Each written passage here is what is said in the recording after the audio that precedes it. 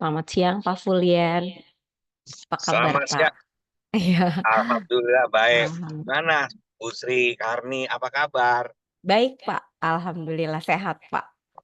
Walaupun Ya, bindeng tetap sehat Pak, tenang aja.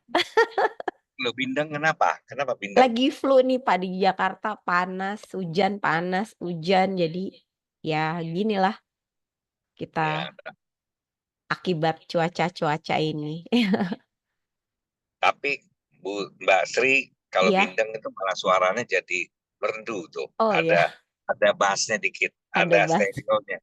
Eh, Iya, iya. eh. Baik, kita boleh mulai Pak kegiatan kita hari ini Pak Tengen. Silakan, Baik. silakan. Kita mulai ya Pak. Saya mengucapkan Assalamualaikum warahmatullahi wabarakatuh. Selamat siang, Shalom, Om Swastiastu, Namo Buddhaya, Salam Kebajikan bagi kita semua. Terima kasih teman-teman sudah hadir dalam kegiatan Diklat hari kedua terkait public speaking for lawyer. Seperti melanjutkan kemarin bahwa ini merupakan rangkaian Diklat hari kedua, merupakan juga hari terakhir. Mohon maaf karena ada maju waktunya dikarenakan ada satu dan lain hal, tetapi saya berharap kegiatan kita tetap bisa dilakukan dengan baik di hari ini, dan jika teman-teman punya hal-hal yang ingin disampaikan selama proses kita berkegiatan ini boleh disampaikan lewat kolom chat maupun langsung ditanyakan kepada Pak Tengen. Baik, sedikit rangkaian acara yang bisa saya sampaikan pada siang hari ini adalah pembukaan, kemudian nanti ada sedikit kata pembukaan dari Pak Kapten Arkam Bakri, kemudian dari pemateri dan sesi sharing dan tanya jawab. Namun demikian, sebelum kita mulai pada acara yang berikut, terlebih dahulu kita berdoa menurut keimanan dan keyakinan masing-masing agar setiap kegiatan kita dapat diridhoi oleh Tuhan Yang Maha Esa. Baik, untuk itu mari kita berdoa menurut keimanan dan kepercayaan masing-masing. Berdoa dimulai.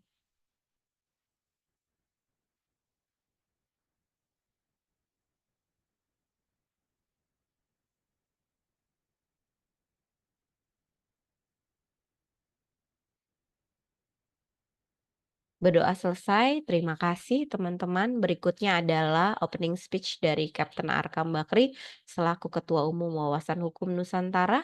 Baik, kepada Kapten Arkam Bakri saya persilahkan. Baik, terima kasih Mbak Sri. Assalamualaikum warahmatullahi wabarakatuh. Selamat siang, salam sejahtera untuk kita semua. Salam, Om Swastiastu, Namo Buddhaya, salam kebajikan. Yang terhormat Bapak Tengen Maharaja, selaku coach atau narasumber kita pada diklat public speaking hari kedua. Yang saya hormati Dr. Hermawanto HH, dan seluruh peserta diklat yang hadir pada siang hari ini. Saya mewakili jajaran Wawasan Hukum Nusantara mengucapkan apresiasi yang setinggi-tingginya kepada Bapak Ibu yang terus mendukung kegiatan yang diselenggarakan oleh Wawasan Hukum Nusantara. Semoga dengan mengikuti pelatihan public speaking ini dapat meningkatkan kapasitas kita dalam hal public speaking yang tentunya sangat dibutuhkan untuk peningkatan karir ke depannya. Itu saja dari saya kembalikan ke Ibu Sri Karni selaku moderator. Terima kasih.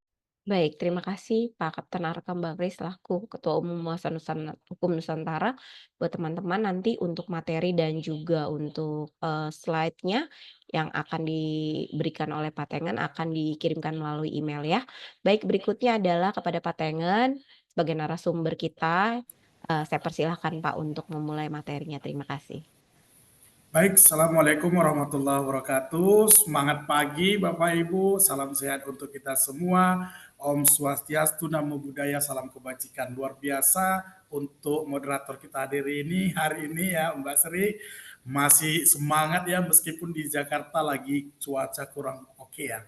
Sama nih Mbak, di sini juga lagi agak gerimis-gerimis gimana gitu. Jadi mudah-mudahan kita semua dalam keadaan sehat ya teman-teman.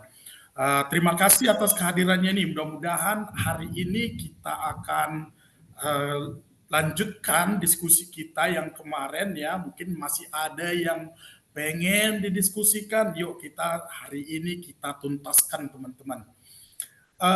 Saya sebelum kita lanjut ke paparan. Nah, ada beberapa materi. Jangan khawatir teman-teman, kalau untuk materinya nanti akan saya share ya semuanya, ya saya akan share nanti semuanya. Jadi hari ini kita diskusi terkait dengan bagaimana retorika dan argumentasi persuasif. Nah, ini materi yang keren teman-teman, mudah-mudahan nanti bisa kita serap semuanya ya, kita serap semuanya. Nah, harapan saya ini semuanya masih dalam keadaan aktif ini semuanya nih. Ya, meskipun yang tidak open cam, it's okay, no problem. Tetapi ketika masih bisa interaksi dengan saya di sini, alhamdulillah ya. Contoh ketika kita nanti ada polling, ada memberikan tanggapan di dalam chatbot, silahkan ya teman-temannya. Don't worry. Oke. Baik, untuk sesi pertama saya ingin kita semua di sini memberikan atau menjawab beberapa pertanyaan terkait dengan agenda kita pada hari ini. Izin saya ingin share untuk link yang perlu teman-teman Bapak Ibu bisa isi. Kita akan lihat nih, sebenarnya ada beberapa pertanyaan, cukup 4 pertanyaan saja. Silahkan diisi, dijawab sejujur-jujurnya ya, karena ini tidak ada apa namanya ya, nggak ada sanksi, nggak ada punishment, jadi don't worry. Nah, silahkan, saya sudah taruh linknya di link mentinya, ada di chatbox ya teman-teman. Kita mau lihat nih. Oke,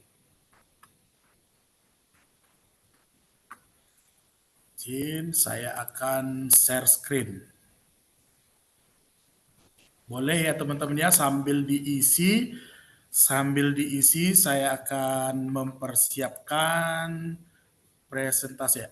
Mohon maaf, apakah linknya bisa dibuka, bisa diisi, atau ada kendala, mohon disampaikan. Saya izin buka ini. Retorika. Oh.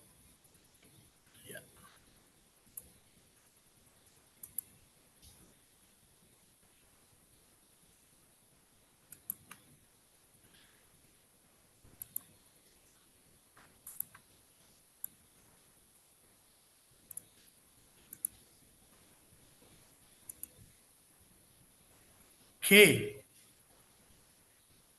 Untuk pertanyaan pertama. Nah, kita mungkin ada, bisa ya kelihatannya, apakah Mbak Sri bisa lihat slide saya nih? Apa? Bisa ya? Baik. Untuk pertanyaan pertama teman-teman, mohon dikasih. Oke, 2 orang sudah menjawab, 3 orang, thank you. Iya, yang pertama adalah, apa yang paling ingin Anda tingkatkan dari kemampuan public speaking Anda? Kira-kira apa sih dari semuanya materi itu nanti yang paling Anda ingin tingkatkan di mana? Kira-kira kemarin tuh kalau pertanyaan kita, apa sih biasanya tantangan dalam pelaksanaan public speaking? Masih ada hubungannya. Oke, 2 orang mengatakan kemampuan menyusun materi presentasi yang baik. Oke, keren. Mudah-mudahan nanti ini ada materinya nih. Ada materi menyusun materi presentasi yang menarik. Oke.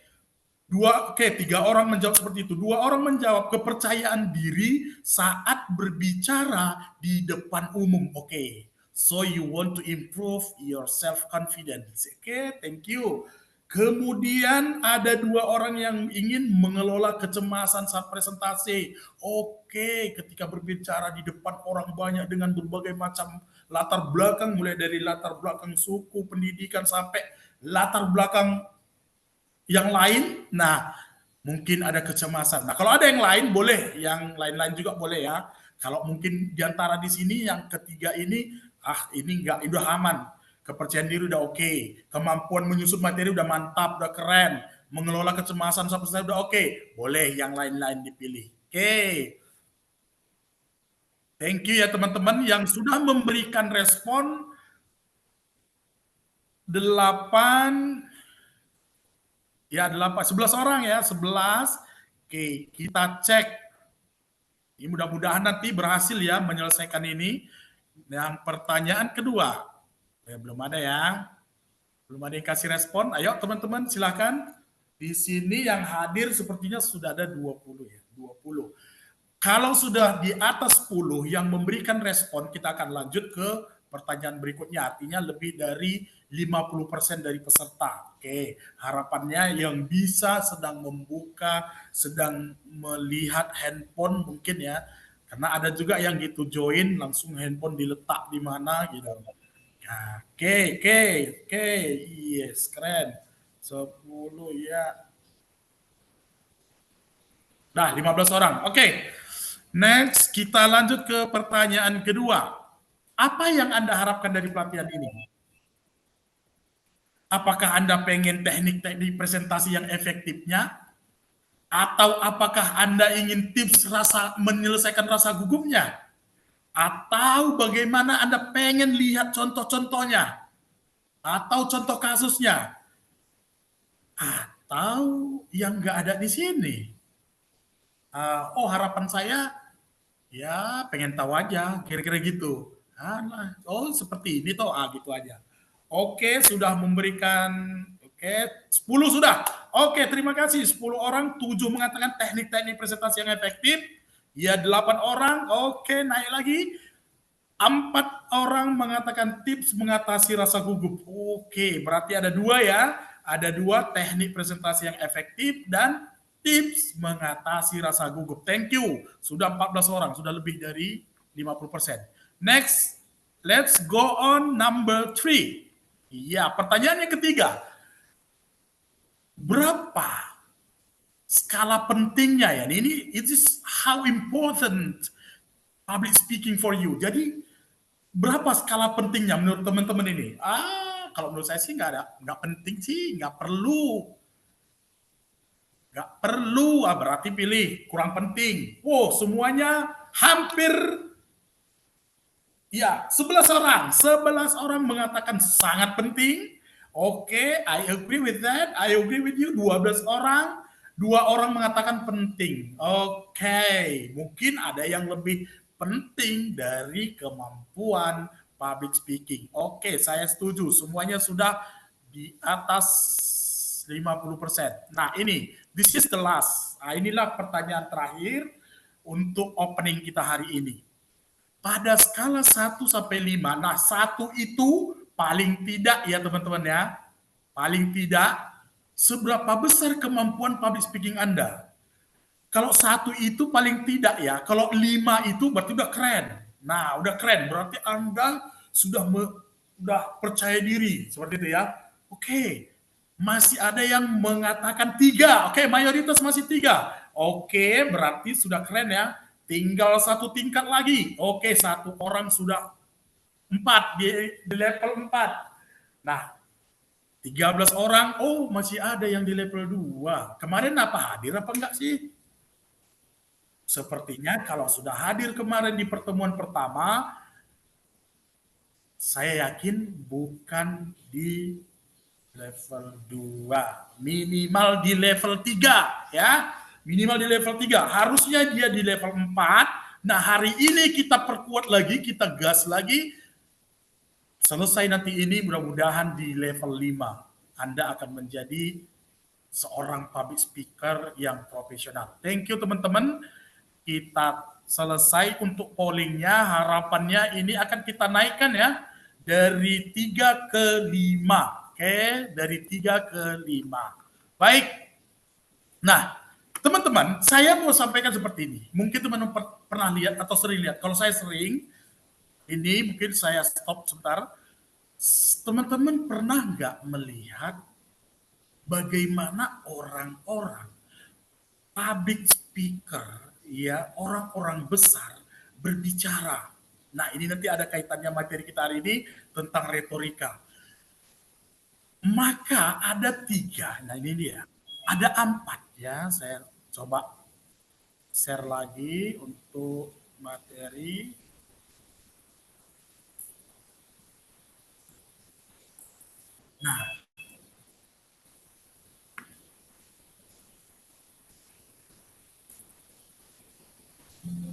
Nah, kita akan diskusi hari ini bagaimana retorika,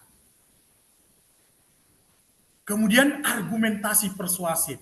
Nah, tapi sebelumnya kita lihat sebentar, saya mau teman-teman mencoba untuk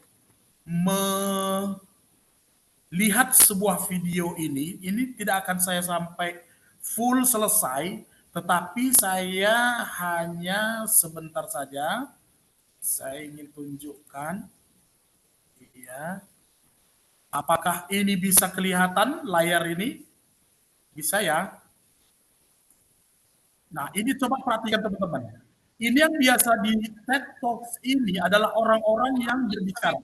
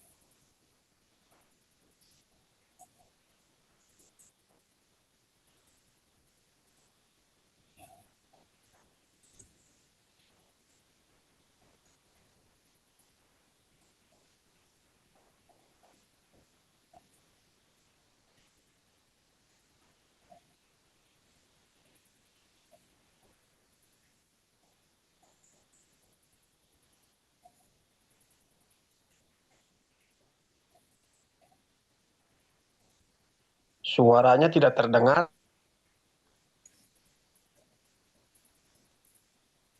Oke.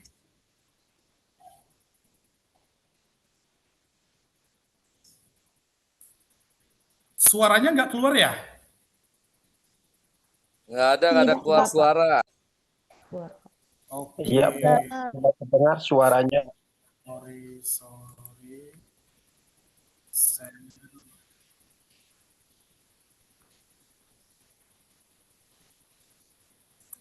Oke, mohon maaf ya teman-teman ya, kita ulang sebentar. Ini hanya depannya aja ya, saya mau tunjukkan bagaimana nanti materi kita.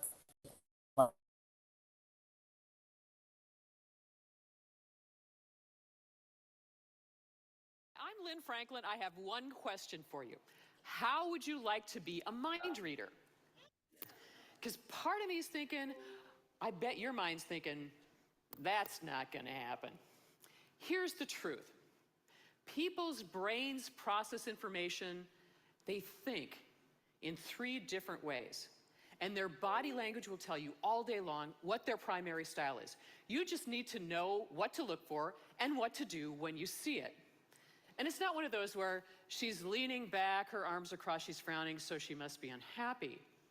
It's actually understanding how their brains work and then presenting your information in a way that people can see it, hear it, and feel it, and increase the chances that they'll say yes to whatever you're proposing, and also decrease the chances that you'll do something stupid, like this. Back in my 20s, before I knew any of this stuff. Oke, apakah suaranya sudah keluar tadi? Keluar. Suaranya kurang ya? besar. Oke, thank you teman-teman. Nah, saya perhatikan ya semua rata-rata yang berbicara di TED Talks, ya itu menggunakan teknik retorika, ya dan komunikasi persuasif. Nah, itu kaitannya dengan materi kita hari ini. Salah satu tadi saya coba bukakan di opening dia, bahwa yang dipakai adalah menggunakan teknik retorika. Nah, kita lihat. Perhatikan ya. Kita share screen. Untuk materi. Nah, apa sih teman-teman? Nah, ini kelihatan ya. Slide saya kelihatan ya teman-teman ya. Kelihatan ya. Kelihatan, Pak. Oke, thank you. Nah, retorika itu apa gitu ya? Retorika itu adalah seni persuasi. Bagaimana meyakinkan orang, ya. Nanti ada beberapa dia. Kemudian bagaimana kita memberikan argumen itu dari sudut pandang kita dan orang terima, orang paham, orang mau bergerak gitu. Nah, sedangkan untuk argumentasi persuasif itu adalah proses menggunakan retorika tadi. Nah, tadi contoh pembicara di depan itu bagaimana dia membuka presentasinya dengan menggunakan sebuah pertanyaan. Ketika dia memberikan sebuah pertanyaan, teman-teman, di dalam video itu para audiens akan merasa engage, merasa dilibatkan. Nah, ketimbang dia tiba-tiba langsung ngomong aja gitu kan, ini siapa? Makanya di awal penting yang membangun repo atau membangun engagement. Nah, jadi bagaimana argumentasi ini nanti bisa digunakan atau argumentasi persuasif ini digunakan ketika teman-teman mungkin berada di ruang sidang, sedang berbicara dengan klien, berbicara dengan pers, berbicara dengan orang lain, bahkan berbicara dengan diri sendiri ya, apakah perlu ya, berbicara dengan sendiri. Nah, ini pentingnya retorika dan argumentasi persuasif. Nah, ini yang mau saya jelaskan hari ini ya, teman-teman, bahwa elemen dari retorika persuasif itu apa sih? Nah, yang pertama adalah etos. Nah, etos itu apa, Coach? Nah, etos itu adalah kredibilitas ya, atau orangnya lah, kita lihat seperti itu, orangnya lah, orang yang berbicara itulah. Nah, etosnya itu. Kalau dalam video tadi, orangnya seorang wanita menggunakan pakaian warna merah ya, mungkin kemudian rambutnya putih dan dia seorang public speaker, kira-kira itu. Nah, itu etosnya, teman-teman. Lalu ada patos. Nah, patos ini lah yang bagaimana kemampuan dia dalam public speaking tadi untuk membangkitkan emosi, teman-teman. Oke, yang pertama dirinya udah oke, dirinya udah keren, udah semangat dan mantap, dan memang kredibilitasnya udah diakuin gitu ya, brandingnya udah mantep gitu ya. Nah, kemampuan dia untuk membangkitkan emosi yang ada dalam diri audiens. Nah, itu sebenarnya, teman-teman. Makanya seorang public speaker, seorang advokat, seorang mahasiswa, bagaimana bisa membangkitkan emosi yang ada di dalam diri teman berbicara kita. Nah, ini ya. Kemudian yang ketiga adalah logos.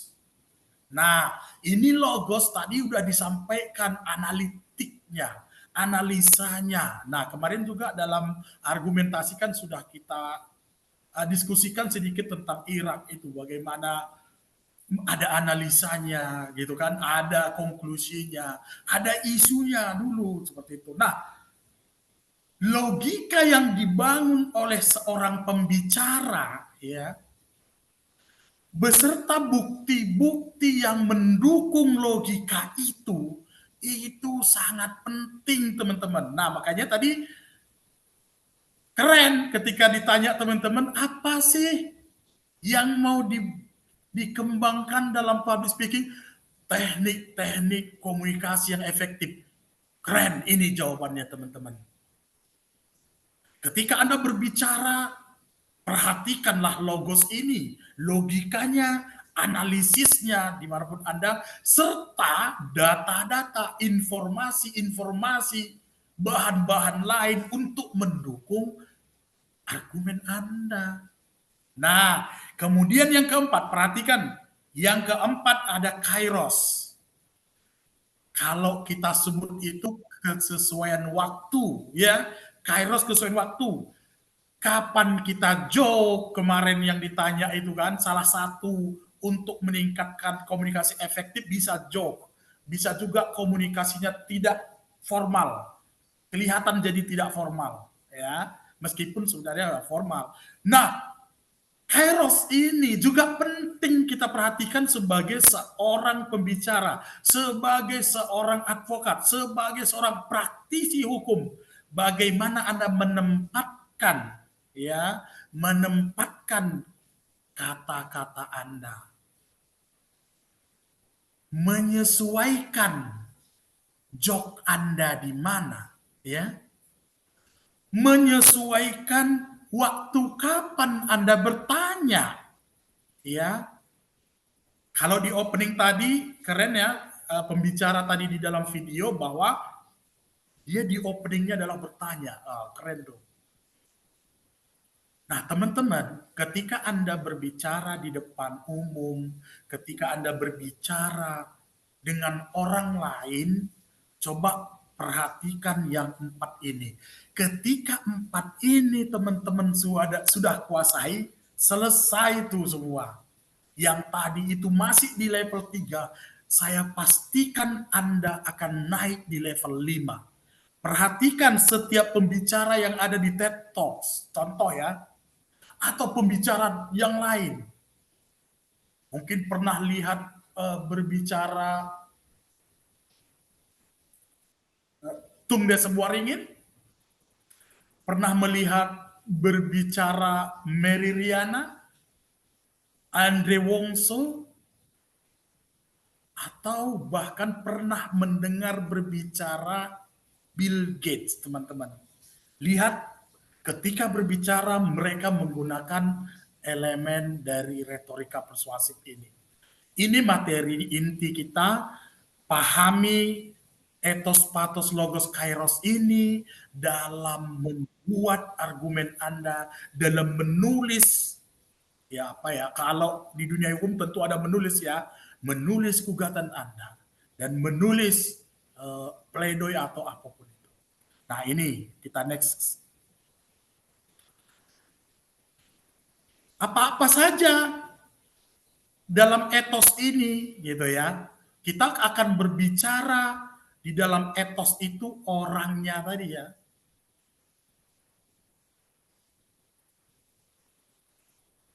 Bagaimana keahlian seorang pembicara? Nah, bagaimana dia diakuin bahwa dia memang profesional di bidang atau di topik yang tadi yang akan dibahas. Kemudian bagaimana karakter pembicara itu? Nah, nilai-nilai yang ditanam di dalam dirinya, nilai-nilai yang ada di dalam dirinya yang akan keluar juga berupa kata-kata yang dia keluarkan. Nah, karakter harus jujur. Ya, menjadi seorang public speaker itu ya harus jujur. Ya. Harus berintegritas gitu ya, dan kita audience oriented, kita berbasis kebutuhan audiens. Nah karakter kita harus seperti itu gitu ya. Kemudian hubungan, nah ini kita diskusi hubungan. Nah itu tadi saya katakan, saya biasanya belum memulai materi kalau belum engage dengan audiens, kalau audiensnya masih ada yang lihat handphone, masih ada yang lihat sana lihat sini, artinya belum fokus, maka lakukan engage dulu. Bangun hubungan yang baik dulu, bangun hubungan positif dulu. Nah, seorang pembicara, perhatikan bagaimana membangun kredibilitas Anda atau etos ya. Kemudian patos tadi.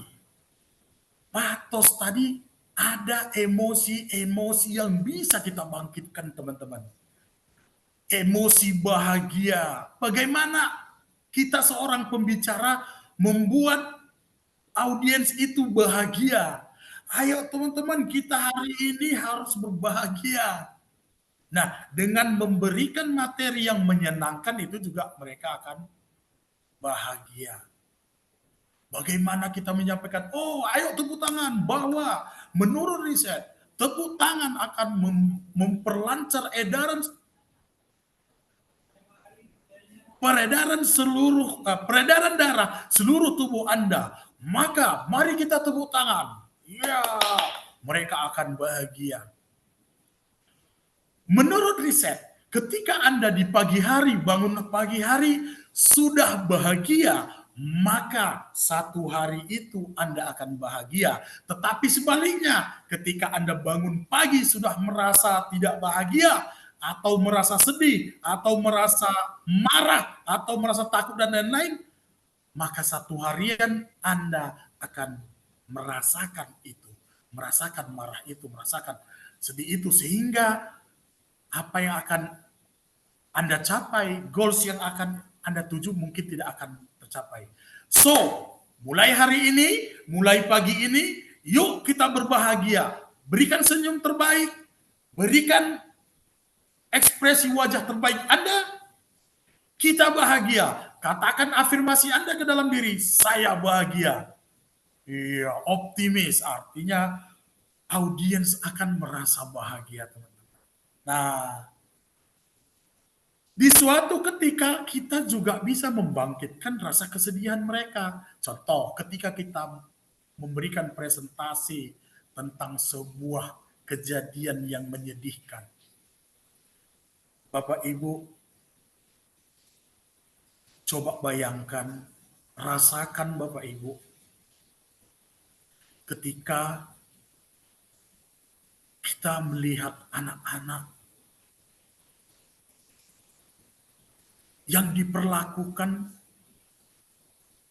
tidak seharusnya. Nah, mereka akan, oh iya ya, sedih. Gak apa-apa. Atau kita dalam berbicara bisa membangkitkan juga kemarahan. Bapak Ibu, tahu nggak? Oh, negara kita saat ini sedang diobrak-abrik oleh negara lain. Itu muncul itu. Muncul rasa apa namanya ya? Rasa marahnya. Gitu.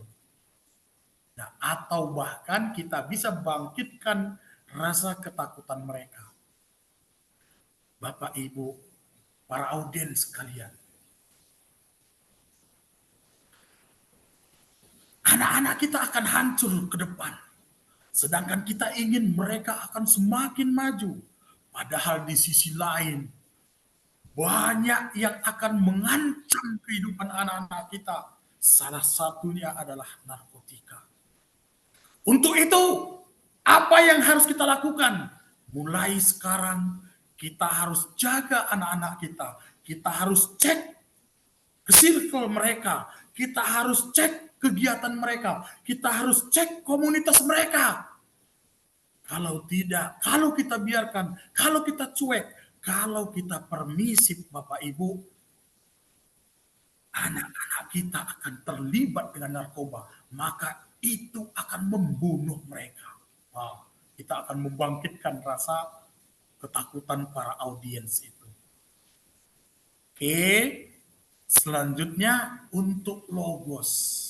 Nah, ini tadi kan logos ini bagaimana logika dan argumentasinya yang kuat. Nah, ini tadi saya sampaikan harus ada analisisnya, faktanya jelas, datanya akurat, statistiknya ada, buktinya konkret. Nah, ketika ini yang Anda sajikan sebagai seorang public speaker, pasti Anda akan didengarkan. Jangan khawatir, Anda akan dicuekin. Anda pasti didengarkan, teman-teman.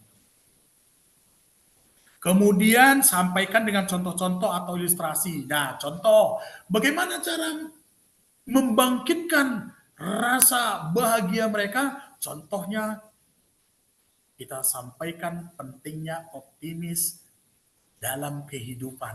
Nah, itu kan contoh. Nah, jadi Anda,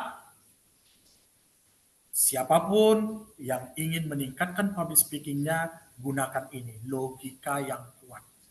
Gunakan fakta yang akurat, kemudian contoh-contoh, dan analogi. Nah, ini juga salah satu bagaimana kita menganalogikan sesuatu, ya, yang dengan yang lebih sering kita dengar atau yang lebih audiens paham lah, lebih sederhana, lebih familiar dengan mereka. Nah, kemudian deduksi. Nah, teknik ini disebut bagaimana kita menyimpulkan dari premis yang memang sudah benar. Nah, ini adalah bagian dari logika yang kuat di depan yang sudah kita diskusikan. Nah, kemudian tadi nih, Kairos tadi saya sampaikan di dalam video, boleh ya di depan itu kita bertanya, boleh, atau bisa storytelling, atau bisa menyampaikan informasi, boleh di opening itu. Nah, tadi itu adalah pertanyaan di bagian nomor 3. Nah, kemudian humor, ya tadi saatnya humor di mana, sesuaikan dengan pembicaraan atau materi yang sedang kita sampaikan. Kemudian pause. Nah, pause ini bagaimana kita bisa menjeda, ya, menahan sebentar sebelum kita melanjutkan, ketimbang kita mengeluarkan fillers word, atau sering kan kita kena lupa mungkin materinya, kita selalu dan lain-lain sebagainya. Nah, lakukan pause. Nah, ini teknik untuk berbicara sehingga audiens itu paham. Nah, storytelling ini ada kelas tersendiri. Ya, humor ini juga ada kelasnya, bagaimana cara membuat skrip komedi, bagaimana membuat skrip humor, dan lain-lain. Next. Nah, ini yang strategi penyampaian yang efektif. Nah, gimana sih strateginya? Nah, ini kemarin sudah beberapa kita diskusikan. Nah, hari ini teman-teman kita perkuat lagi, kita kuatkan lagi ya. Yang pertama, struktur. Kemarin itu sudah cerita kita tentang struktur. Strukturnya harus jelas. Ya, mulai dari opening, konten, sampai closing. Nah, ini harus betul-betul jelas. Jelas dan terukur gitu ya. Kemudian kemarin juga sudah kita diskusikan bagaimana menggunakan bahasa yang menarik, kata-katanya yang hidup, gunakan kalimat positif. Nah, boleh kiasan atau tadi humor. Nah, hindari kalimat-kalimat negatif. Contoh, kalau saya nggak mau miskin, rubah menjadi saya ingin kaya. Nah, hindari kalimat-kalimat negatif. Kemudian nada yang sesuai. Nah, tadi di video dia di awal nadanya memang sudah oke, gitu ya. Dia memberikan pertanyaan ke audiens gitu. Maka audiensnya akan merasa antusias. Nah, kemudian body language. Ya, tadi udah oke, body language-nya keren. Bagaimana ekspresi wajahnya, senyumnya, melihat ke audiens. bagaimana eye contact-nya, kemudian gestur tubuhnya. Dia posisinya memang berdiri, keren dia kan, berdiri, memang sudah sesuai, audiens ada di depan. Nah, dia bisa menggunakan gestur atau bahasa tubuh ini dengan maksimal. Nah, kalau kita ya duduk ya seperti inilah. Setidaknya teman-teman bisa melihat saya dan memahami apa yang saya sampaikan. Nah, ini contoh-contohnya. Nah, jadi teman-teman, retorika dan argumentasi persuasif itu adalah alat yang ampuh untuk memengaruhi orang lain. Jadi siapapun Anda, ya, siapapun Anda, baik Anda profesional apapun, ya, ini penting. Supaya apa? Audiens Anda, teman bicara Anda akan memperhatikan Anda. Nah, itu untuk materi retorika, teman-teman. Sebelum kita lanjut, saya persilahkan untuk memberikan komentar atau pertanyaan atau apapun. Silahkan, saya kasih waktu sebelum kita lanjutkan.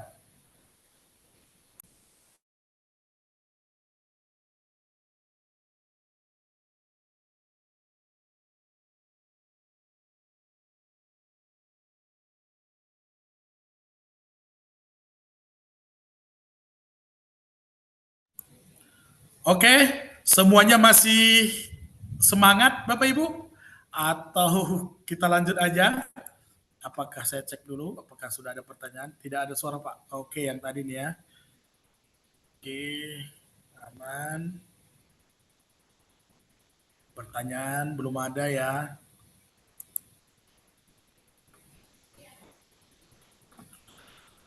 Baik. Oke, saya teknik komunikasi.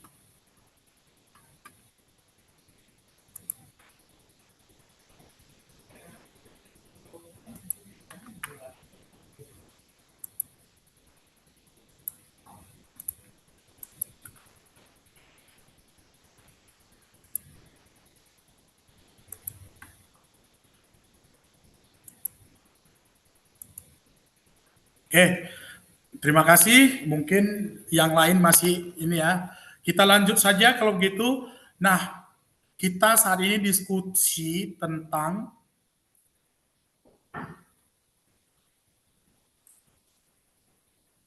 teknik komunikasi efektif. Oke.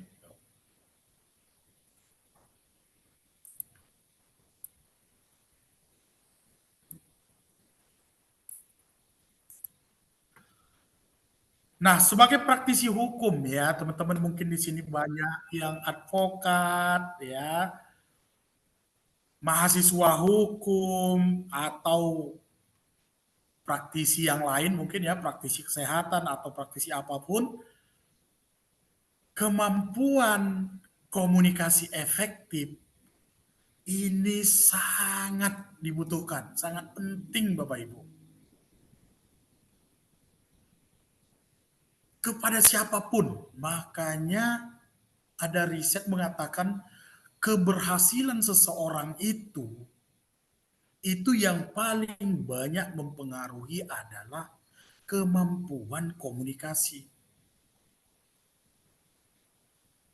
Ketika Anda ingin mencapai sebuah outcome, sebuah goals yang ingin Anda capai, pasti kemampuan komunikasi sangat dibutuhkan. Memang kita ini manusia ya, manusia memang ya ngomong gitu, berbicara gitu ya. Nah, apalagi praktisi hukum, apalagi advokat, apalagi paralegal, apalagi ya APH dan lain sebagainya. Tentu teknik komunikasi yang efektif ini sangat dibutuhkan. Nah, tadi juga pertanyaan yang ingin dikembangkan salah satunya adalah teknik komunikasi efektif. Oke. Nah, kita lihat bagaimana apa prinsip-prinsip komunikasi yang efektif. Bagaimana harusnya seorang komunikator ya memiliki prinsip ya sehingga tujuan komunikasinya tercapai. Gitu. Ada prinsip yang pertama adalah jelas dan terstruktur. Lagi-lagi ini kunci untuk kita, kunci untuk kesuksesan Anda dalam berkomunikasi. Bagaimana Anda mampu mengorganisir pesan yang baik, menggunakan bahasa yang sederhana, yang mudah dipahami, dan menyampaikannya secara logik. Nah, ini prinsipnya. Yang kedua, empati. Nah, ini teman-teman kita sebagai pembicara, kita sebagai komunikator harus memiliki empati. Nah, beda ya empati dengan simpati ya. Dan perhatian. Bagaimana sih perspektif audiens terhadap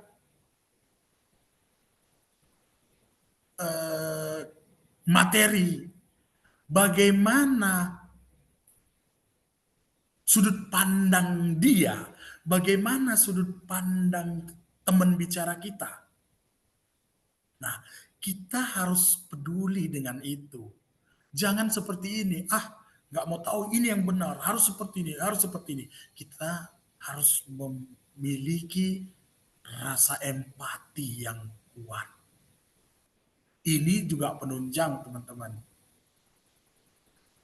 Bayangkan kalau ada yang menyampaikan argumennya tanpa ada perhatian, tanpa ada empati, maka dia akan menyampaikannya dengan sesuka hati. Oh, tiba-tiba nyelonong, ngomong aja di situ. Dia mau nyampaikan apa, ngomong aja di situ. Nah, ini nggak punya empati, ya. Nah, kemudian active listening. Wah, ternyata orang lebih suka berbicara ketimbang mendengar. Kenapa? Karena kalau ngomong biasanya enak aja ngomong. Nah, kita harus memiliki skill, kita harus mampu mendengarkan, ya, mampu mendengarkan apa yang menjadi kebutuhan dari audiens. Hari ini saya akan mendengarkan Bapak Ibu apa yang menjadi kebutuhannya. Tadi di awal saya kasih polling, itu saya akan dengarkan bahwa itulah sebenarnya kebutuhannya.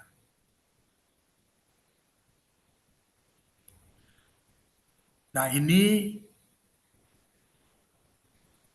kompetensi ya, jadi mendengarkan ini bukan dianggap sepele. Tolong jangan dianggap sepele. Bahwa kita harus memang mendengarkan. Banyak kita lihat sehari-hari di kehidupan, di dunia kantor mungkin, di dunia kerja mungkin, di lingkungan kantor mungkin. Ketika berkomunikasi satu sama lain, mereka terkadang tidak mau mendengarkan. Mereka akhirnya mengomong satu sama lain, berbicara satu sama lain, bahkan sampai berdebat. Nah, kita, ini kok sampai seperti ini? Kenapa nggak bergantian, dengarkan dulu? Atau tanggapan dia apa? Nah, kita teman-teman ketika meningkatkan kompetensi berbicara kita, jangan lupa mendengarkanlah sebenarnya skill yang paling penting. Ya, mendengarkan adalah skill yang sangat-sangat penting. Nah, itu teman-teman ya. Kemudian perlu juga kita memahami gaya komunikasi. Nah, gaya komunikasi seperti apa? Ada gaya komunikasi asertif, ada pasif, ada yang agresif. Nah, mana yang keren? Ya, harusnya di asertif. Nah, dari kemarin kita cerita, kita sampaikan dengan asertif. Oh, gimana itu? Kita sampaikan dengan tegas, ya, namun tetap menghargai orang. Dengarkan juga apa yang jadi harapannya. Feedback dia, dengarkan juga. Kalau Anda tidak mau mendengarkan, nanti Anda bisa bilang, cuma ngomong aja, nggak pernah mau mendengar. Gitu. Nah, kalau yang pasif gimana? Cenderung diam, ya, cenderung diam, atau terlalu juga menjaga perasaan orang. Nah, ada juga yang seperti itu. Diajak umpamanya, yuk kita ke sana. Dia sebenarnya ada yang harus dia kerjakan, tapi dia segan menolak karena yang mengajak adalah temannya, umpamanya. Contoh. Sehingga dia ikut, padahal itu bukan dari keinginannya. Harusnya bagaimana? Ya, kita sampaikan dengan asertif. Sebenarnya saya mau ikut ke sana. Namun, sampaikanlah ekspektasinya. Saya harus melakukan ini dan sebagainya. Nah, gaya agresif lagi. Nah, kita lihat nih. Ini yang kalau kita perhatikan banyak nih. Gaya agresif ini dia mendominasi. Nah, ini mungkin ada nih. Saya yakin di pengacara ini ada ini. Bagi advokat, ada yang menggunakan gaya agresif. Bagaimana dia ketika berbicara dengan yang lain, dia berusaha mendominasi percakapan itu. Dan cenderung dia mengabaikan perasaan teman bicaranya. Nah, kalau bisa ini kita latih teman-teman, Bapak Ibu, kita latih ya, kita latih komunikasi kita gunakan gaya asertif ya. Memang banyak gaya-gaya yang lainnya, tapi ini yang perlu kita hari ini kita praktekkan ya. Ketika saya sampaikan, yuk teman-teman, siapa ini yang mau memberikan pertanyaan? Oh, ada yang ini karena disuruh, padahal sebenarnya saya nggak mau nanya. Atau sebaliknya. Nah, itu contohnya ya. Baik, selain ini, perlu juga yang tadi teman-teman, bahasa tubuh tadi. Nah, ini karena kita bagaimana efektif, ya ini efektif ini juga lagi. Perhatikan ini, kalau eye contact kemarin udah kita bahas, bahasa tubuh sudah. Nah, anggukkan kepala. Nah, ini Mbak Sri, saya perhatikan sering menganggukkan kepala. Ini artinya apa? Menunjukkan sikap respect, teman-teman. Dan paham terhadap apa yang disampaikan. Gitu. Kemudian ekspresi wajah dengan hangat. Suasana positif. Ya, ekspresi wajah kita ini upayakan bagaimana positif. Nah, saya meskipun muka saya pas-pasan teman-teman, tapi saya berupaya bagaimana memberikan ekspresi wajah terbaik. Nah, ini pentingnya teman-teman dalam komunikasi efektif. Ya, ini teknik yang powerful dalam komunikasi efektif. Nah, ini mungkin bagi advokat ya. Nah, advokat mungkin ketika berbicara dengan kliennya ya, atau calon kliennya, ini juga diperhatikan.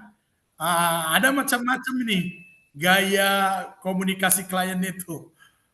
Ada yang analitis. Nah, teman-teman sebagai advokat harus mampu menjelaskan kepada orang-orang yang memiliki gaya analitis ini.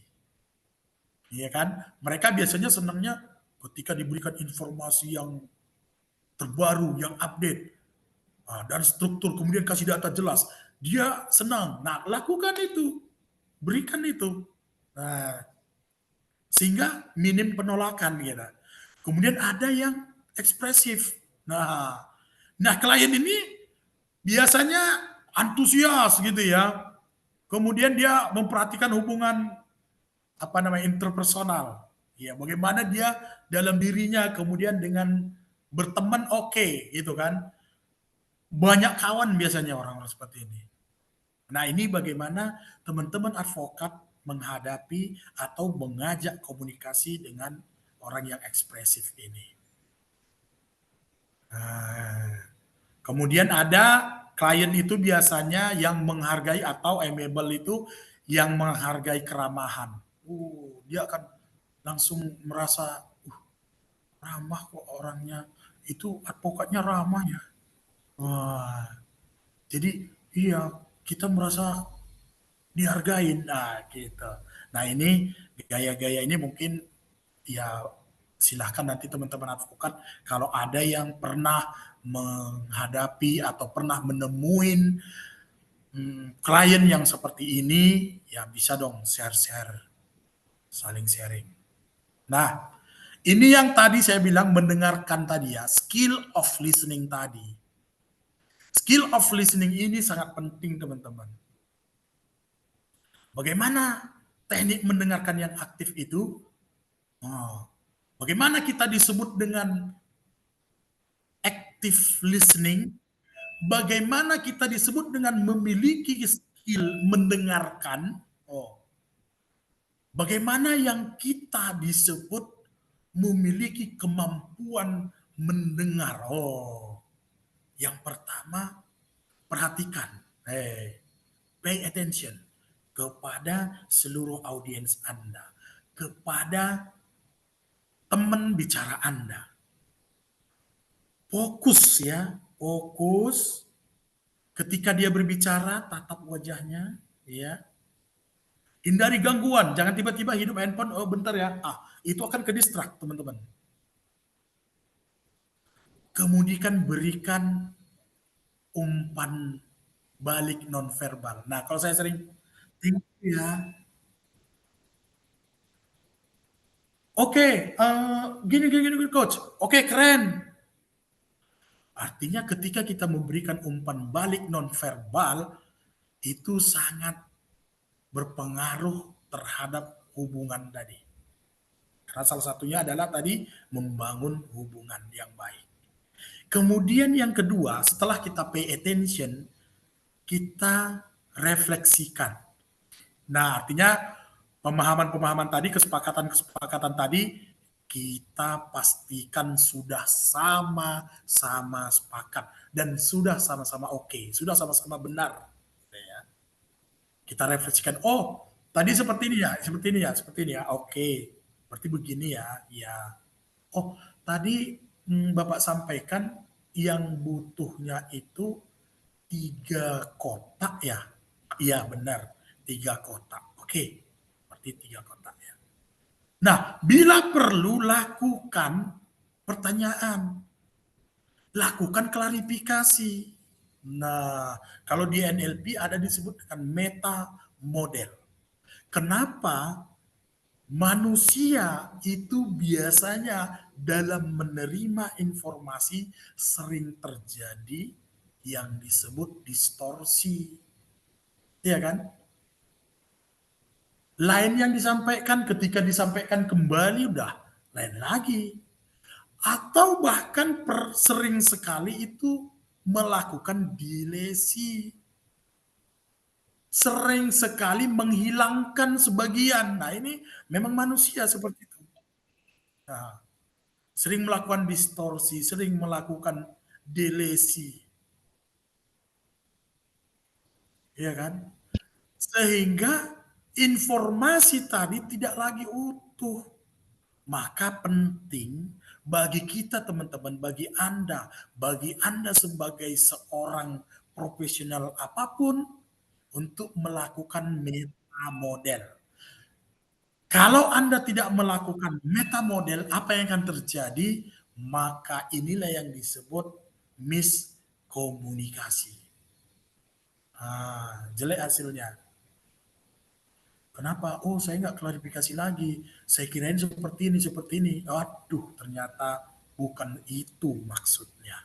Nah, ini penting ya teman-teman ya, teknik ini bagaimana mendengarkan yang aktif. Bagaimana menjadi pendengar yang aktif, bagaimana menjadi memiliki skill mendengar, ini sangat penting. Nah, ini tadi yang mengembangkan empati. Gimana caranya, coach? Ya, mengembangkan empati. Apa kita ketika dia ngomong kita diam, apa kita sudah empati? Ketika dia berbicara kita perhatikan apa kita sudah empati. Nah, ketika kita mengembangkan empati dalam komunikasi, yang harus kita pahami adalah memahami perspektif. Ya. Bagaimana kita melihat dari sudut pandang orang lain. Jangan diri kita aja. Oh, kok menurut saya begini. Ini menurut saya begini. Nah, kita harus lihat dulu dong gimana menurut dia. Nah, ini yang disebut dengan empati tadi ya, teman-teman ya. Oke, kita harus berusaha memahami perspektif. Berikan penghargaan. Hargain pendapat orang. Kemudian perasaannya divalidasi, ya kan? Kita nih kita ini peka gitu ya, peka terhadap perasaan orang, perasaan teman berbicara kita, gitu ya. Kita, oh dia seperti ini, oh dia memang lagi sedih. Nah, kita peka dengan itu. Dia menyampaikan ini mungkin dia karena memang lagi ada masalah. Nah, kita peka. Dan kita validasi. Benar enggak? Oh iya, benar.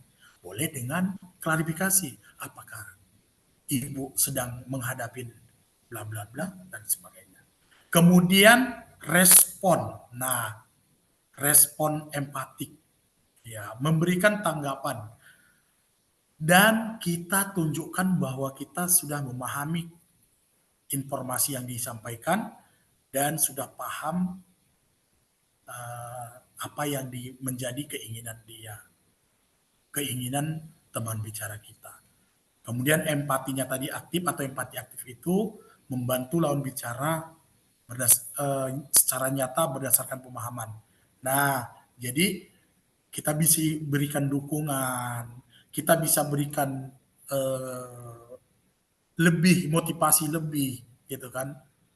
Dia sudah melakukan ini, oh keren kita dukung, oh bu, mantap seperti ini. Berarti ini begini ya, iya. Tuh. Nah itu dia.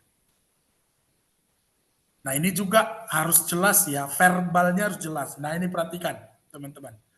Komunikasi verbal ini bagaimana teman-teman berkomunikasi dengan jelas. Jelas maksudnya jelas vokalnya, jelas A, I, U, E, O-nya, ya.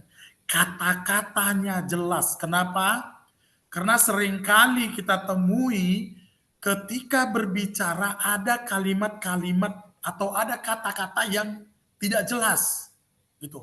Atau ada kata yang mirip sehingga penyebutannya kurang jelas, gitu. Nah ini hati-hati, makanya kita sering latihan bagaimana mengucapkan kata-kata. Ini adalah latihannya adalah ya boleh biasanya kalau saya dan sebagainya, atau kita mengucapkan berbicara itu ya mulutnya buka aja, mulut buka aja gitu. Sehingga jelas dia, A-nya jelas, I-nya jelas. Ketika membaca komunikasi ya jelas dia. Gitu. Kemudian terstruktur. Nah itu makanya kita perlu ada alat bantu. Nah seperti hari ini alat bantu saya adalah PowerPoint supaya lebih terstruktur. Yang pertama harus tujuannya jelas. Apa kita ini ngomong-ngomong ini mau ngapain ini? Nah makanya saya sering ketika temen ngajak, yuk kita nongkrong yuk di cafe ini nih, outcomes-nya apa? Nah saya selalu sampaikan itu. Kalau kita ngobrol saja, tidak ada outcomes, tidak ada goals, ngapain? Kenapa nggak kita lakukan hal-hal yang lebih positif? Nah, itu dia. Kemudian susunlah pesan kita secara logis ya. Ini tadi dari strukturnya ingat, Start from opening content and closing Anda. Kemudian bahasa sederhana dan umpan balik. Ini nonverbalnya, nah ini ya tadi kita bahwa nonverbal sangat penting ketika saya memberikan interaksi ke orang lain. Terima kasih ya, dengan saya memberikan jempol. Terima kasih ya. Itu akan memperkuat. Gitu. Apalagi dengan nada suara. Bang, thank you banget ya. Wah, itu akan memperkuat komunikasi kita. Gitu. Nah, so ini mungkin teman-teman temuin di materi ketika saya dapat materi ini ketika mengikuti pelatihan mediasi ya, bagaimana memanajemen konflik dan how to negotiate. Jadi bagaimana memanajemen konflik dan bernegosiasi. Nah, ini selalu kita praktekkan. Saya juga seorang mediator di sini. Saya selalu praktekkan bagaimana menegosiasi dan memanajemen konflik. Kenapa? Saya harus memediasi pihak yang bersengketa. Sama-sama pengen menang, sama-sama pengennya kalau dia objek lagi, objeknya sama-sama pengen memiliki. Artinya kemampuan kita sebagai seorang mediator memanajemen konflik ini dan bagaimana kita memfasilitasi mereka untuk bernegosiasi. Yang pertama tadi skill mendengarkan. Nah, ini juga kami sebagai mediator harus memiliki skill ini, teman-teman. Kami akan lebih mendengarkan. Baik, Bapak Ibu, terima kasih atas kehadirannya pada hari ini dalam sesi mediasi. Nah, untuk itu kita akan mulai sesi mediasi kita. Sesi mediasi dalam perkara nomor 34 PDTG antara si A lawan si B dibuka dan tertutup untuk umum. Kita akan persilahkan ke masing-masing pihak, baik pihak penggugat maupun tergugat, dengan waktu yang sama, kan gitu, dengan waktu yang sama untuk menyampaikan apa yang menjadi keterangan dan apa yang menjadi harapannya. Dan begitu juga dengan pihak yang lain nanti akan diberikan waktu yang sama untuk menyampaikan keterangannya dan apa yang menjadi harapannya. Nah, kita sebagai mediator akan melihat nanti di sini. Oh, ternyata ada yang menjadi harapannya. Nah, tinggal kita tawarkan solusi. Ya kan? Ketika kita tawarkan solusi, contoh ini, contoh. Ya, ini nggak ada kasusnya, tapi contoh ini. Pak, saya memiliki utang dan sudah saya cicil, tetapi ada sisa utang saya sebesar 100 juta. Saat ini kondisi saya, Pak, lagi down, Pak. Bisnis saya lagi hancur, Pak. Sehingga saya tidak bisa melanjutkan cicilan yang 100 juta. Nah, tiba-tiba saya digugat nih, Pak. Harapan saya, kalau bisa ini kita bicarakanlah. Saya pun mengakuin kok utang itu. Nah, saya sebagai mediator sudah saya ambil poin. Oh, ternyata keinginan untuk berdamai ini masih ada. Akan saya tawarkan solusinya. Oke, kita tanya lagi yang ke pihak yang satu lagi. Silakan, Pak. Oh, jadi kami, Pak, di tahun 2020, Pak, udah berikan uang ke dia, Pak. Sebesar 300 juta, Pak. Dengan bisnis ini. Dan sesuai perjanjian, Pak, harus dibayar sebulan itu 10 juta. Nah, ternyata ini yang sisa 100 juta, Pak, belum dibayar, Pak. Wah. Jadi kami sudah sampaikan ke dia, ini harus dibayar. Saya disampaikan ke dia ini harus dibayar, udah berkali-kali dia nggak bisa bayar, Pak, nggak mau bayar, maka kami ajukan gugatan ini. Oke, maka saya tawarkan solusi. Bagaimana kalau dibayarkan secara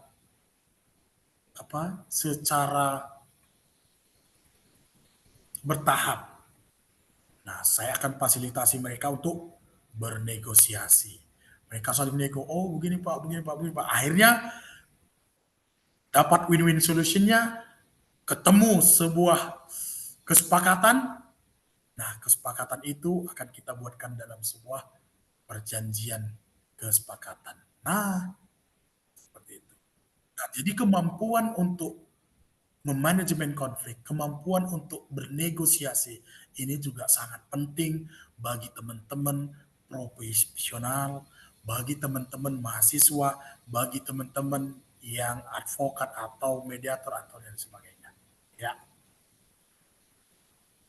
Nah, tentu saja kan, nah ini tadi saya sampaikan bahwa biasanya yang namanya manusia sering sekali ada hambatan komunikasinya. Kenapa? Nah, karena ini tadi, karena sering sekali kita ini memang manusia ya, ini wajar ya. Memang manusia kadang nggak kita sengaja ya. Tanpa kita sengaja, informasi yang kita dapat itu dari dunia luar masuk ke dunia dalam atau ke pikiran kita melalui panca indera ya. Nah, ini terkadang ada dilesi dan ada distorsi. Nah, sehingga ini menjadi sebuah hambatan gitu ya. Sebuah hambatan. Nah, ini kita harus atasin teman-teman. Gimana caranya? Yang pertama ya kita harus aware dulu dong. Kita harus terima dulu bahwa memang ini ada. Ini mungkin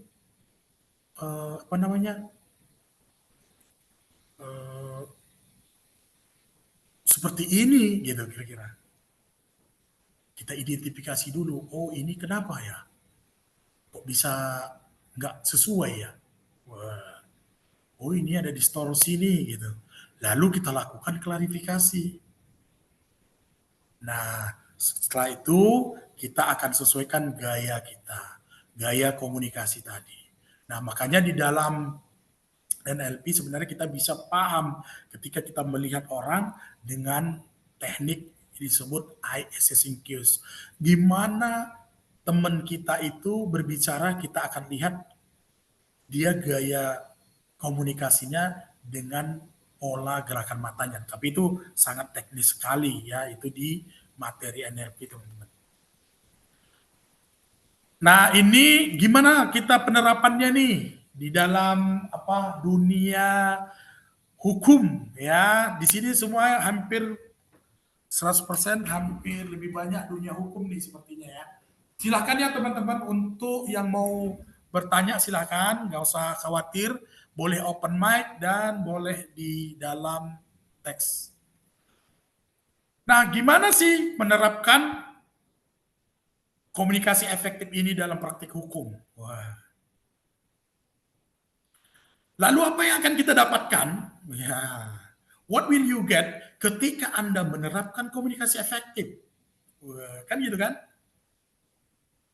Kenapa? Komunikasi efektif adalah key factor. Key factor dalam kesuksesan Anda. Key factor dalam keberhasilan Anda. Key factor dalam meningkatkan karir Anda.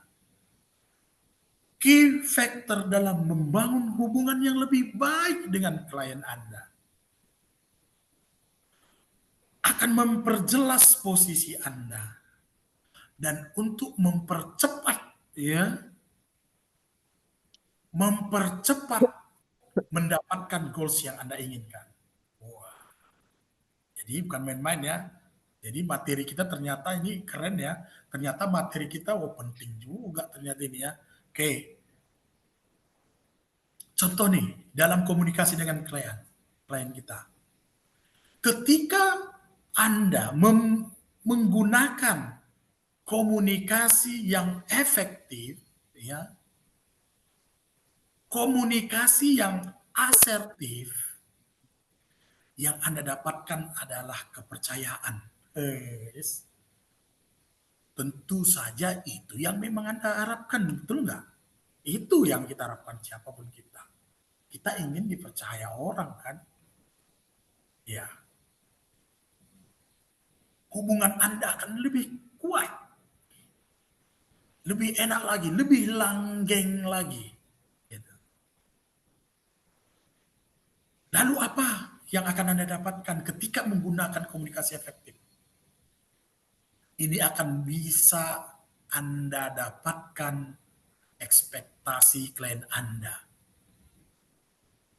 Lalu gimana Anda mengelola ekspektasi mereka itu? Dengan realistis. Sehingga apa? Mereka akan merasa jelas, merasa tadi dihargain, merasa juga dibantu, merasa diadvokasi dan lain-lain sebagainya. Nah, apalagi memberikan informasi yang jelas.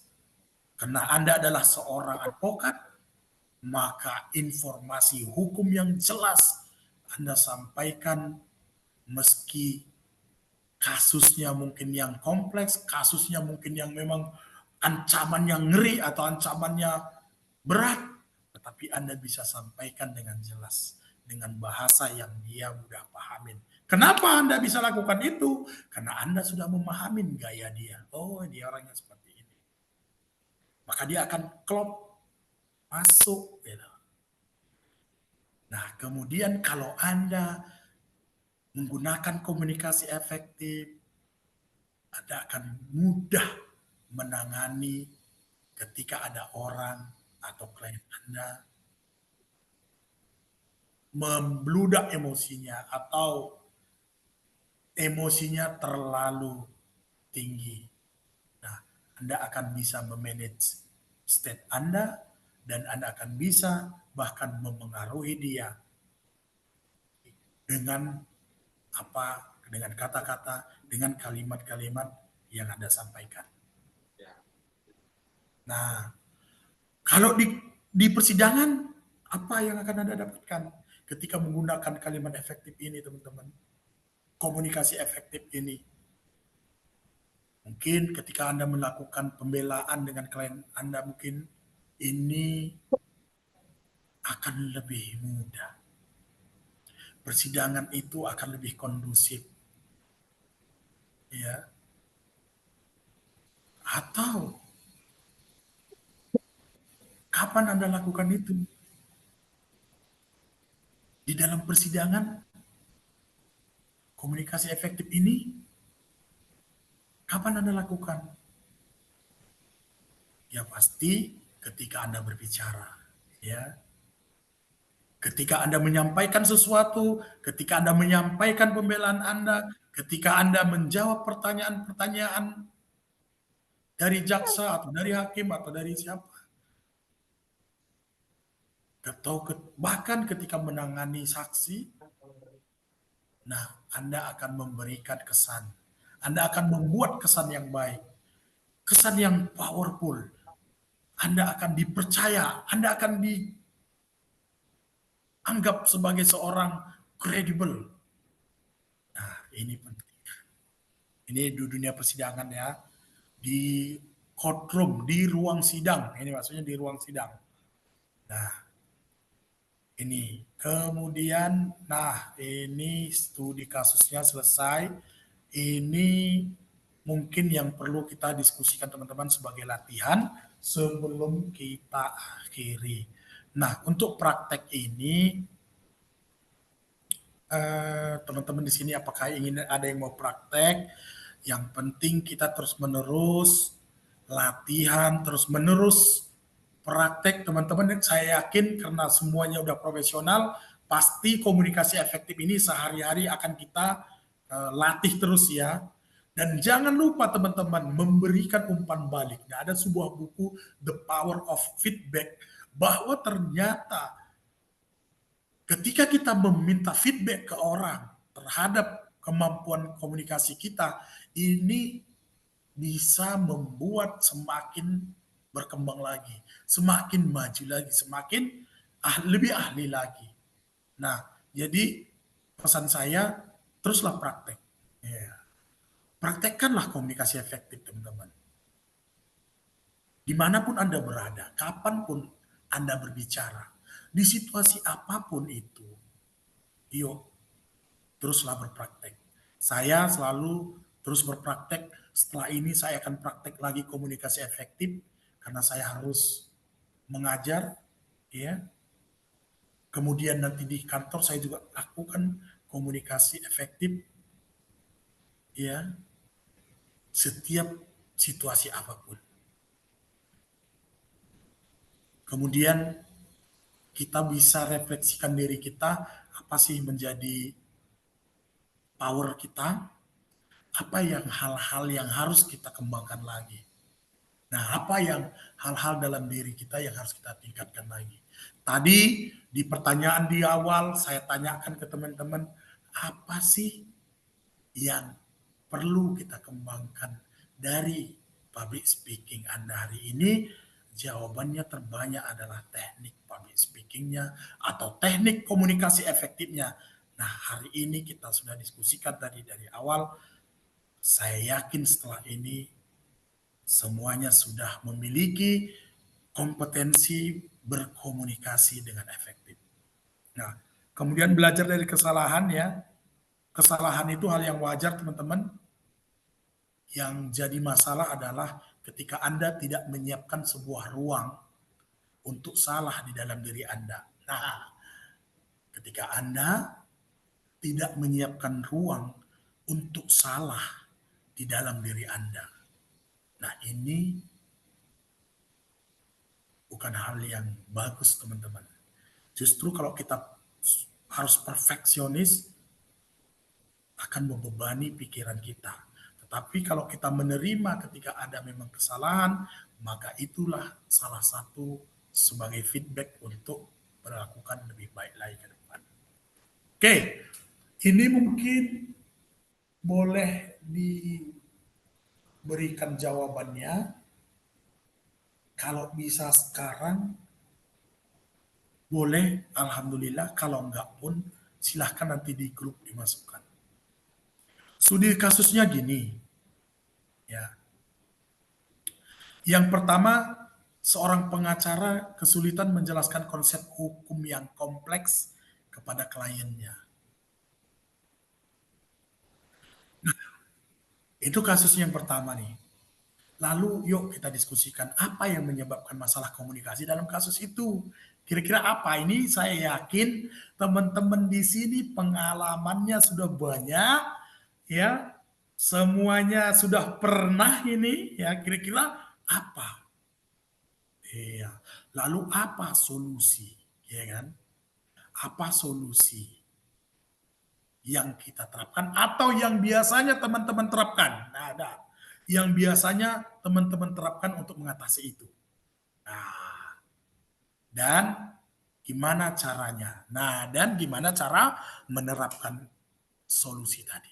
Itu saja.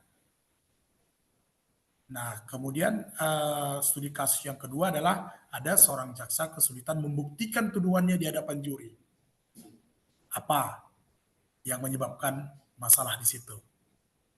Atau memang nggak ada? Ya udah, memang susah aja, memang nggak ada bukti, gimana? Atau seperti itu. Seorang pengusaha perusahaan harus bernegosiasi dengan pihak lawan untuk mencapai kesepakatan. Nah, apa hambatan komunikasinya? Iya. Apa hambatan komunikasinya? Atau biasanya lancar-lancar aja. Oh, coach, saya sudah pernah mewakili perusahaan untuk bernegosiasi dengan ini, lancar kok. Nah, ungkapkan pengalaman teman-teman di sini, ungkapkan pengalaman Bapak Ibu di sini, ini akan jadi bermanfaat bagi yang lain. Itu saja materinya untuk Bapak Ibu hari ini. Selanjutnya saya persilakan untuk teman-teman yang ingin bertanya. Oke, ini kayaknya hari ini agak apa ini? Masih suara saya jelas ya, Mbak ya? Jelas, Pak. Jelas Jelas. ya. Iya. Oke. Mungkin itu untuk selanjutnya bisa kita manfaatkan waktu untuk mengembangkan sisi pertanyaan, diskusi atau sharing. Lebih ke sharing lah ya. Lebih bagus ke sharing ya. Itu lebih enak. Silahkan Bapak Ibu. Dan saya kembalikan ke Mbak Sri. Iya, baik. Terima kasih Pak Tengen atas materinya yang sangat padat, luar biasa.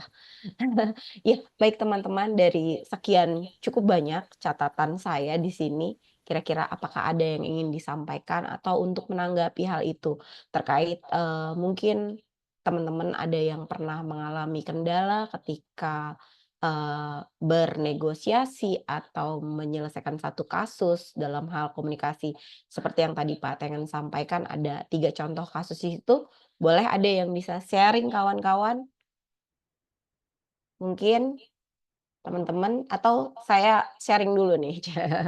Ya. Saya sharing ya Pak, sedikit Pak, tentang komunikasi. Dulu saya pernah kerja di salah satu perusahaan, di bidang aset manajemen, kebetulan menangani penempatan dana, terus kemudian kita ada afiliasinya dengan perusahaan sekuritas. Nah, memang kita sering sekali di situ dalam hal komunikasi dengan klien itu mengalami kendala. Karena kita punya mungkin karena banyak produk ya Pak ya, dan diversifikasinya tuh cuman sedikit-sedikit doang. Misalnya produk ini sama produk ini tuh cuman selisih sedikit gitu. Dan itu kemungkinan akan mempengaruhi calon klien atau investor kita terhadap produk tersebut. Misalnya kebijakan manajemen dalam hal ini, misalnya dulu ada produk, misalnya penempatan dana gitu, investasi eksklusif misalnya. Kemudian di situ ada term and condition. Nah, ketika nanti manajemen ada rubah sedikit saja kebijakannya, itu akan mempengaruhi klien. Nah, seringkali memang kita pertama yang harus kita lakukan adalah make sure dulu sama manajemen yang goal-nya manajemen untuk merubah ini apa? Itu dulu, kita jelas dulu. Manajemen maunya apa nih? Untuk merubah, ketentuan ini alasannya apa? Terus tujuannya ke klien itu apa? Apakah menguntungkan klien? Apakah menguntungkan perusahaan? Itu dulu jelas. Kemudian kalau menguntungkan klien, itu kita akan lebih mudah menyampaikannya gitu loh. Karena kita akan lihat, kita akan sampaikan dari sisi klien. Kalau saya jadi ibu tuh, saya malah seneng Bu, karena kan begini gini gini gini gini, ibu dapat benefitnya lebih. Tetapi yang jadi kendala adalah ketika ini untuk kepentingan pengusaha, which is itu yang kita harus benar-benar effort cari cara bagaimana menyampaikannya dengan tepat. Kadang-kadang, memang itu dia, kadang-kadang klien itu ada yang biasa saja responnya, ada juga yang tadi seperti Pak Tengen bilang itu agresif ya. Jadi dia akan serang kita dari berbagai sisi walaupun nggak ada relate-nya dengan produk yang kita sampaikan itu, kadang-kadang seperti itu. Tetapi kita mesti dapat dulu maksud dari manajemen yang jelas, supaya kita bisa jelaskan dengan baik. Kalau saya mengalami sendiri, kalau kita sampaikan dengan tulus dan ikhlas tanpa ada tendensi apa-apa, saya mau mengambil keuntungan atau saya cari muka dengan pimpinan atau apa, saya rasa klien akan, melihatnya dengan baik. Dan kemudian kita bilang, kita kasih pilihan, kalau ibu mau lanjut nggak apa-apa, kalau ibu mau pindah ke produk yang lain yang sama seperti ini pun nggak apa-apa, atau kalau ibu mau tarik pun dananya saya nggak apa-apa. Tapi ini ada kebijakan manajemen yang memang kita tidak bisa hindari seperti ini. Mungkin itu contoh yang bisa saya kasih satu terkait kasus masalah komunikasi. Banyak sih sebenarnya kalau masalah komunikasi Pak, terkait dengan pihak klien apalagi yang kita mesti jaga betul ya. Klien kan adalah raja kan, kita selalu bilang begitu. Tetapi memang kadang-kadang kita salah, kalau kita salah treatment atau mistreat atau salah menyampaikan, itu jadinya panjang sekali seperti itu. Jadi saya rasa masalah komunikasi ini bukan hanya di sisi kita sebagai pekerja, tapi di semua sektor. Apapun itu kita perlu memiliki kualitas komunikasi yang baik. Kadang-kadang seperti ini, Pak, untuk bertanya saja, kadang-kadang orang tidak bisa menyusun pertanyaannya. Contoh kemarin saya kuliah hukum waris, Pak. Ada satu teman saya, dia mau bertanya tentang hak seorang anak yang mana bapaknya sudah meninggal tapi dikabur oleh istri sambung lah gitu istilahnya. Itu aja dia nggak bisa sampaikan secara tepat sehingga interpretasi dosen berbeda gitu loh. Nggak disampaikan bahwa pertama ada seorang anak yang ayahnya sudah meninggal, ada ibu sambungnya, kemudian dia berhak nggak atas waris seperti itu kan. Harus merunut-runutnya itu harus bisa gitu loh. Nah itu hal kecil Pak, tetapi jadi penting ketika tidak tersampaikan secara baik, jadi jawaban yang disampaikan pun tidak sampai kepada sasaran yang dimaksud itu. Jadi itu mungkin sedikit, informasi dari saya atau masukan aja sebagai salah satu referensi buat teman-teman semua. Silakan yang lain teman-teman, monggo. Mungkin Mbak Florentina Diah Widyastuti nih sebagai salah satu, government relation juga boleh menyampaikan pandangannya Mbak Floren. Siap Mbak Sri. Salam kenal Pak, dengan Florentina. Maaf saya tidak bisa on cam saat ini. Ya, salam kenal Ibu. Iya, Selalu. sangat menarik sekali karena saya terus terang saya tidak ikut yang kemarin Pak, memang karena saya ada kegiatan. Tapi yang hari ini sangat berguna sekali. Tadi saya mendengarkan dari pertama sampai akhir. Memang betul seperti apa yang dikatakan oleh Ibu Sri Kandi tadi. Kebanyakan dari kita memang sepertinya mempunyai gagasan di kepala mengenai apa yang akan kita bicarakan, tapi setelah disampaikan keluar itu hasilnya berbeda ya Pak, gitu, saat didengar sama orang lain atau saat mungkin kalau saya karena pekerjaan saya adalah sebagai government relation terakhir, saya sering kalau mau rapat itu saya rekam dulu. Jadi saya seperti simulasi sendiri. Jadi kalau ada intonasi-intonasi yang kurang tepat, ada pemenggalan kata atau mungkin, nada bicara yang kurang baik gitu, jadinya saya bisa ulang lagi gitu. Apalagi saya mendampingi bos saya yang memang sudah sangat pro ya, jadi saya banyak belajar dari beliau gitu. Eee, Cara kita berbicara, cara kita duduk, cara kita menatap lawan bicara kita, itu sangat-sangat berpengaruh saya belajar ya, apalagi urusan saya adalah rapat dengan pemerintah. Dan kita berbicara dengan orang lain juga harus melihat dengan siapa kita berbicara, Pak, kalau menurut pengalaman saya. Dengan pemerintah berbeda, dengan stakeholder yang orang asing juga berbeda. Seperti saat ini, saya sebenarnya ini adalah salah satu hal yang sangat tidak sopan dilakukan. Jadi di kantor saya bekerja di oil company, Pak, tapi saya sedang break sekarang. Setiap Zoom begini online, apalagi waktu COVID, itu kami tidak boleh tidak ada yang menyalakan kameranya. Makanya saya minta maaf sekali, Pak, saya memang tidak siap untuk menyalakan kamera saat ini. Jadi ini juga saya tadi merasa sangat menerima ilmu yang sangat banyak dari Bapak, karena banyak juga hal-hal yang mungkin kedengarannya sepele ya, public speaking ini. Mungkin orang-orang merasa bahwa cuma ngomong doang, apa susahnya sih, ya kan? Tapi kan sebenarnya ngomong doang sembarangan kan itu namanya asal jeplak ya. Tapi dengan ilmu yang Bapak kasih step by step gitu, itu kita bisa mengetahui, oh caranya tuh ternyata ada loh gitu, kita bisa praktekin loh pelan-pelan. Even belajar berbicara dengan orang tua saja itu ada caranya, beda berbicara dengan saudara, sepupu, paman, itu kan juga beda gitu. Tergantung tingkatan umurnya, apalagi kita orang timur ya Pak, gitu. Jadi dalam hal ini saya sangat berterima kasih sekali kepada Bapak untuk ilmu yang saya terima hari ini. Demikian Pak, terima kasih. Siap, terima kasih Mbak Floren. Terima kasih Bu Sri. Thank you. Keren ya, yang sharing dari kedua kedua orang ini, yang pertama Mbak Sri ini keren ya, bahwa benar saya juga perhatikan orang sering seperti ini yang melakukan delesi distorsi itu memang sering. Contoh, ketika saya buka kelas NLP ya, saya buka kelas NLP, kebetulan saya trainer NLP, kan ada harga itu, harga sekian. Itu selalu tanya itu, kok mahal kali, Pak. Nah, lalu apa saya tanya lagi, mahal dibandingkan apa, Pak? Nah, di situ biasa mereka udah mulai, oh iya ya, dibandingkan apa ya? Nah, kalau dibandingkan pula sama bakwan yang memang mahal, Pak, gitu kan. Tetapi kalau dibandingkan dengan merubah diri Anda menjadi lebih powerful dan menjadi lebih sesuatu, nilai 2 juta itu kecil sekali, Pak. Saya bilang gitu. Dan saya bisa garansi kalau nggak bermanfaat ilmunya, itu saya kembalikan. Saya bilang gitu.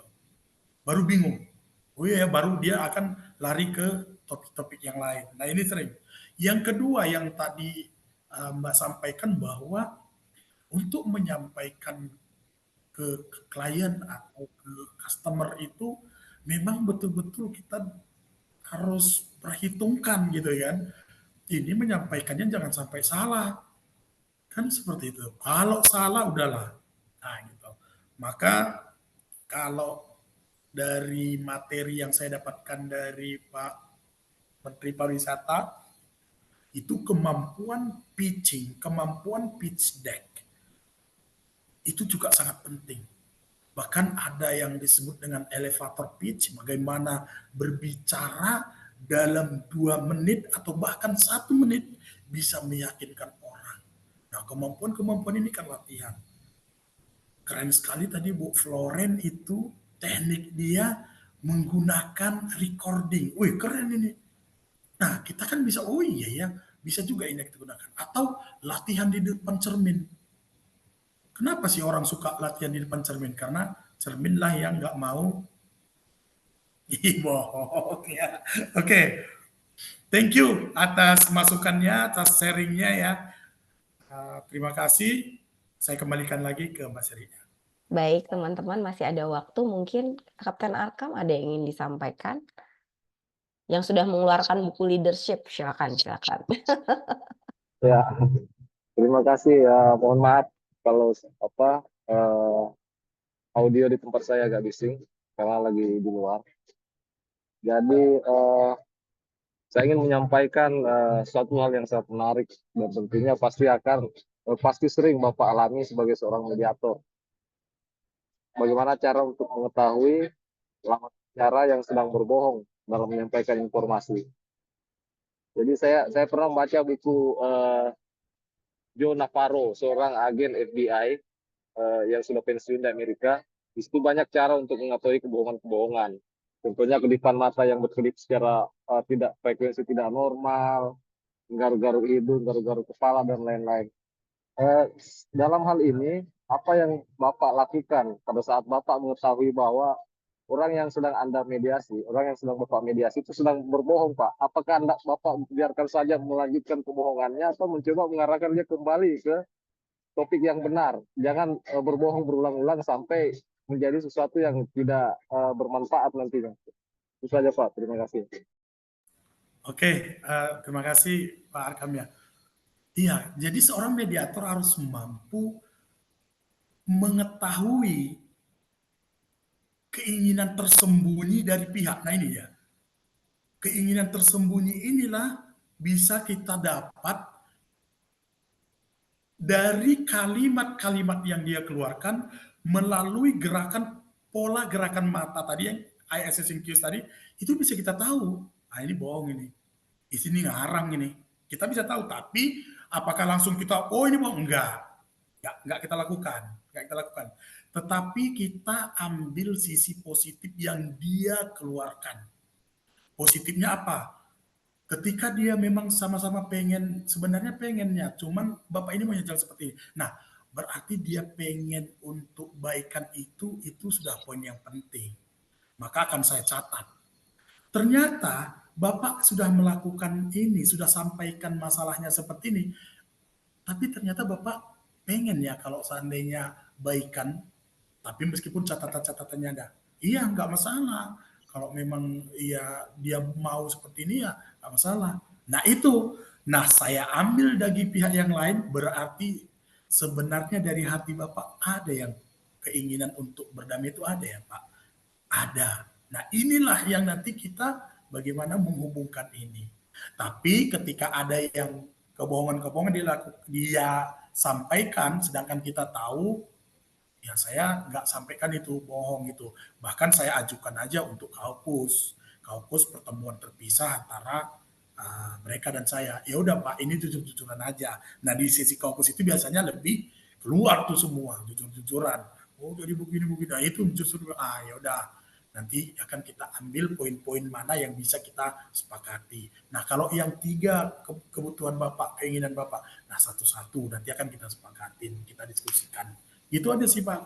Kalau yang jelas ketika mereka mengatakan yang tidak sebenarnya kita tahu gitu. Tapi nggak perlu kita kasih tahu di depan itu bohong. Nah di sesi kaukus lah kita nanti, yuk kita jujur nggak apa-apa, cerita aja apa adanya gitu. Itu sih Pak.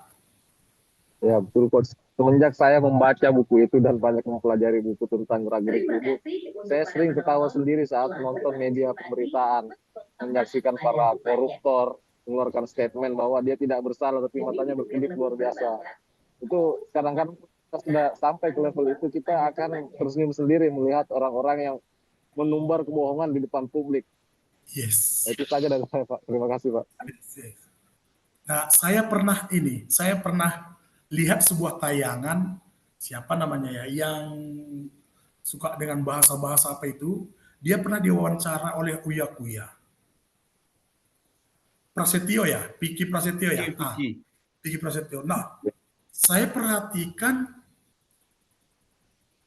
apa yang dia sampaikan ternyata benar. Saya kan anggapannya awal ini pasti ngarang-ngarang ini nih apa yang disampaikan dia, karena konsep kita dengar dia kan ngomongnya tuh kadang apa gitu ya, tinggi, ada kalimat-kalimat kadang kejutan-kejutan ini kayaknya ngarang gitu kan.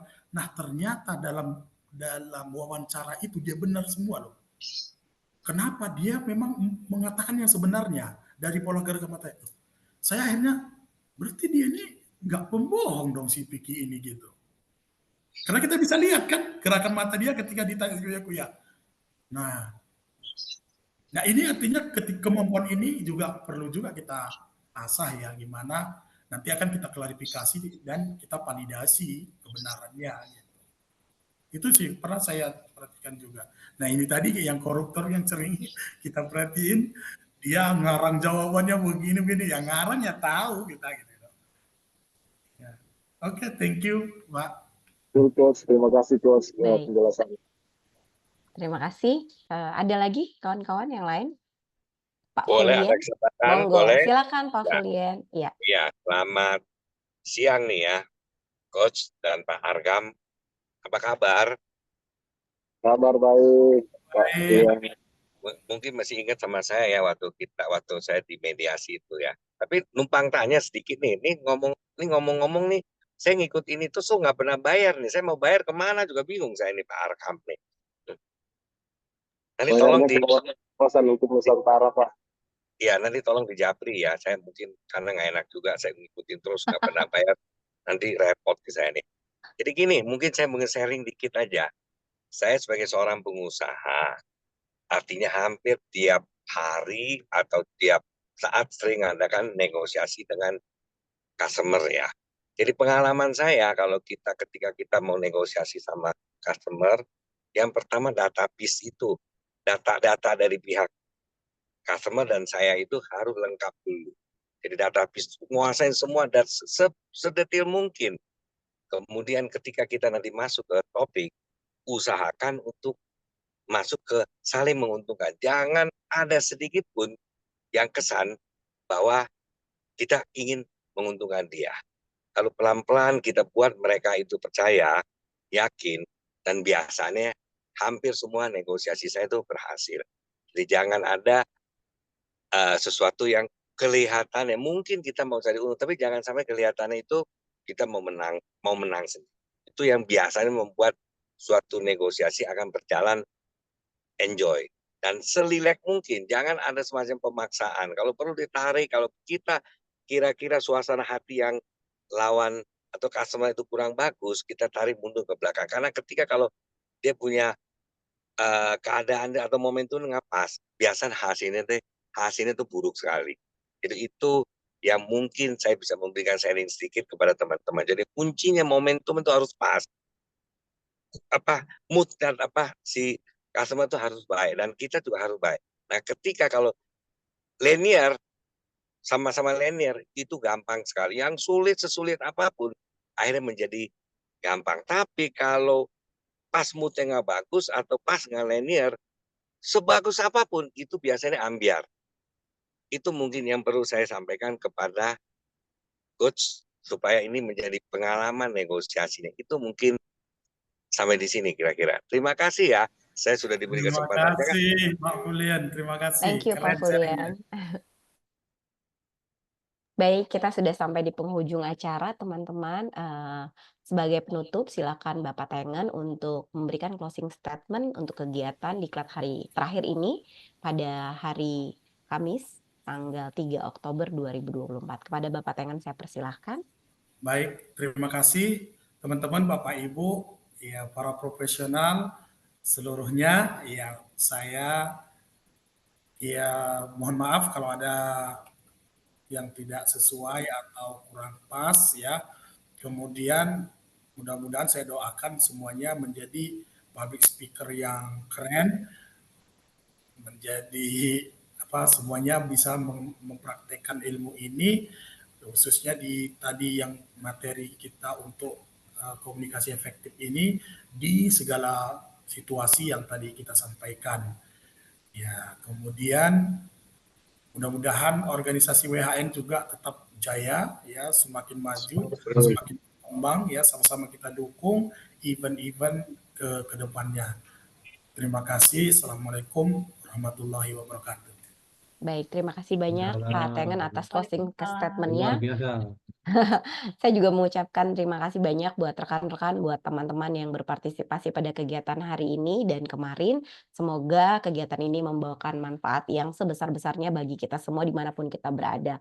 Baik, kita sudahi acara kita pada siang hari ini, sore hari ini dengan ucapan Assalamualaikum warahmatullahi wabarakatuh. Sampai jumpa lagi dalam kegiatan lainnya di waktu yang akan datang. Salam sehat semua, selamat beraktivitas. Terima kasih. Terima kasih kok, terima kasih Mbak Wabarakatuh. Sri. Terima kasih. Terima kasih Pak Ketum.